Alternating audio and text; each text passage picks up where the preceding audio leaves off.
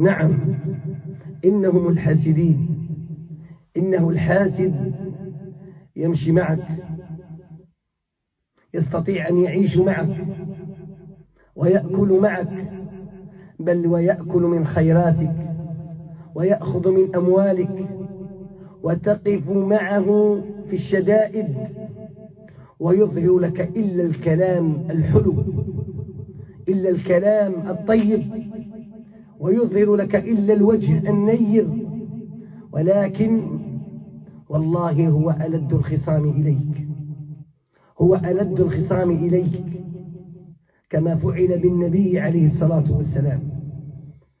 ألم يقل الله جل وعلا، ألم يقل الله تعالى: ومن الناس من يعجبك قوله في الحياة الدنيا. اسمع قول الله سيريح قلبك، القرآن الكريم. كن مطمئن، كن مطمئن، إن الحاسد لا يظهر لك الحسد، قليل منهم. قال تعالى: كثرتهم، إن كثرة الحاسدين لا يظهر لك الحسد.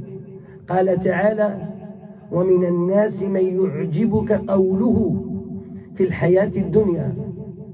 في الحياة الدنيا، يمشي معك، يأكل معك، يسمع عنك، يأكل من خيراتك، التي هي الأمر الذي يقسم القلب، أنه يأخذ من أموالك، فلربما تقف معه في الشدائد التي لا يقف معه أحد، ولكن أنت من طيبتك تفعل كل شيء معه.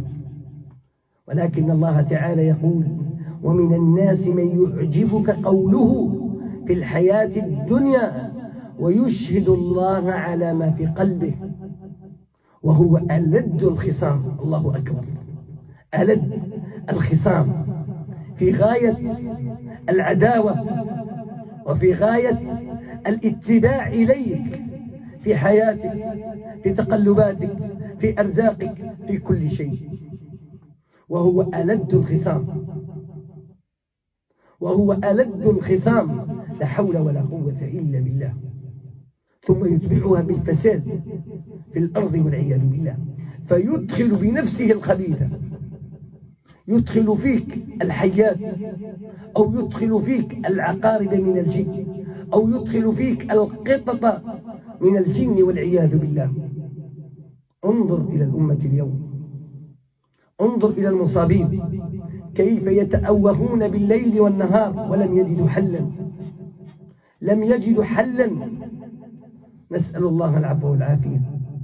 أسأل الله جل وعلا أن يشفي مرضانا ومرضى المسلمين من كل حاسد غيور، ومن كل قريب حاسد غيور، ومن كل صديق حاسد غيور. أسأل الله تبارك وتعالى أن يفتح على الجميع العقد. يا رب أسألك يا الله، أسألك يا الله باسمك الأعظم، يا الله يا حي يا قيوم،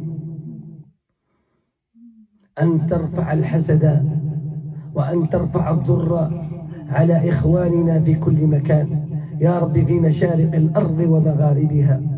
اللهم إني أسألك يا الله، أسألك يا الله، أسألك يا الله إخراج الجن والشياطين يا رب من الأبدان، إنك رحمن رحيم بهم، إنك رحمن رحيم بهم.